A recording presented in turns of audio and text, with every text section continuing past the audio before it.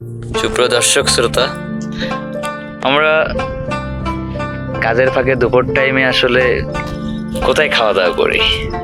আমাদের খাওয়া দাওয়ার স্থানগুলো আসলে কোথায় হয়? এরকম প্রাকৃতিকের মাঝে আসলে আমরা দুপুরের খাবারটা সেরে ফেলি। দেখুন পরিবেশটা, আসলে যদিও একটু রোদ, এই জন্য একটু অন্ধকারও দেখাচ্ছে। এই হচ্ছে আমাদের রাজপঙ্খী। এই পঙ্খিতে করে সারাদিন আমরা আমাদের কাজে থাকি, তারপরে এখান থেকেই আমরা খাওয়া দাওয়া করি। এই যে এটা হচ্ছে আমার খাবারের বাটি, হ্যাঁ। আর এখানে হচ্ছে পেঁপে গাছ, পেঁপে ক্ষেত, আর ওই পাশে হচ্ছে পাতাকপি ক্ষেত, ওই পাশে পটল ক্ষেত, মানে সব শীতকালীন ফসল, হ্যাঁ, চাষবাস চলছে। ওই পাশে আবার দেখুন যে আখ আছে, আবার আরো অনেক কিছু। এটা হচ্ছে তাল গাছ, এটা হচ্ছে কি গাছ, এটা আমড়া গাছ।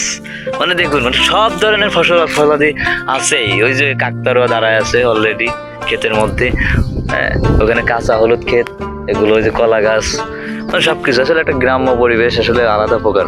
এই হচ্ছে বাংলা, হ্যাঁ। তারই মাঝে বসে আমরা খাওয়া দাওয়া করছি। এই যে আমার বন্ধু খাচ্ছেন, তো আমার বন্ধুকে দেখাবো না, এখন সে খাওয়া দাওয়া করছেন। তো আপনার বন্ধু, এই যে দুপুর বেলায় খাবারের সময়টা আসলে কেমন লাগে? আসলে প্রকৃতির মাঝে খাওয়ার ব্যাপারটাই আলাদা। আরো যদি রান্না করে যদি খাওয়া দাওয়া হয়, হ্যাঁ, আরো আলাদা প্রকার অনুভূতি। তো আজকের ভিডিও এই পর্যন্তই, আবারও কথা হবে পরবর্তীতে কোনো ভিডিও নিয়ে, কোনো ডকুমেন্টারি নিয়ে। মিক রেডিও লাইভ ডকুমেন্টারির পক্ষ থেকে সকলকে শুভেচ্ছা ও অভিনন্দন, ধন্যবাদ, টাটা।